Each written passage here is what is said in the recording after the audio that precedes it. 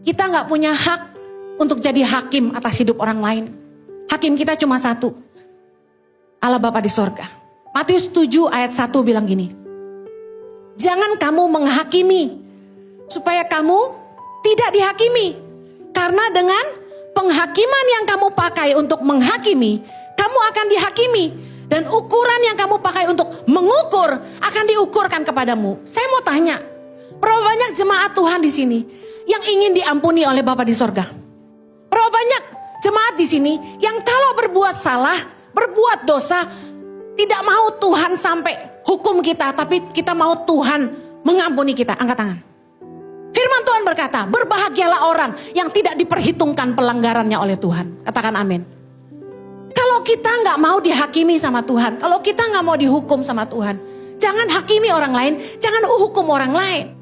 Karena firman Tuhan katakan, ini Yesus yang ngomong, dengan ukuran yang kita pakai akan diukurkan kepada kita. Waktu saya belum menikah, saya masih anak-anak, saya marah sama papa mama saya. Kenapa bercerai? Kenapa kawin lagi? Bikin susah gua. Kenapa menjadi orang tua yang seperti ini dan seperti itu? Tapi setelah saya menjalani pernikahan, saya mulai mengerti bahwa pernikahan itu tidak semudah ceritanya.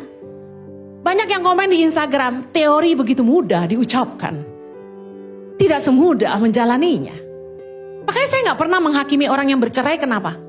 Gak gampang. Kalau bukan kasih karunia Tuhan, dan kalau bukan karena mempertahankan nama baik dan nama Tuhan, kami pun sudah bercerai. Saya kasih tahu ya, kalau nggak ada pendeta yang pernah ngaku gini, bohong dia. Siapa bilang pernikahan gampang, rumit, sulit? Tapi Tuhan itu penuh kasih karunia.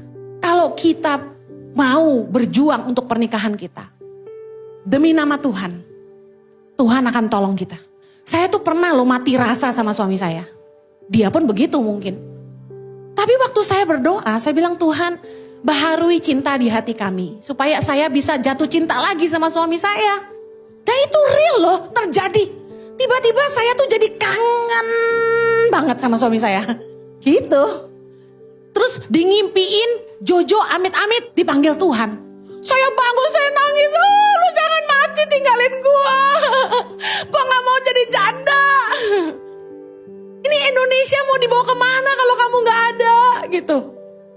Waktu harus memberkati pernikahan di luar kota, waktu harus perjamuan kudus dan lain-lain, saya menyerahin ke suami saya.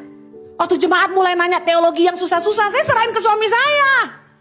Jadi begitu, suami saya nggak ada, saya mau jadi apa gitu. Saya sih berdoa kalau Tuhan panggil dua-dua barengan.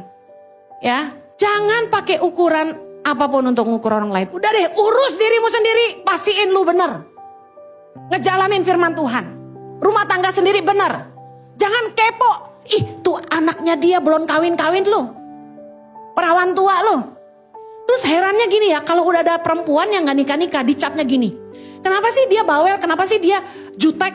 Oh, pantasan aja, gak nikah. Apa sih? Orang mungkin lagi dapet.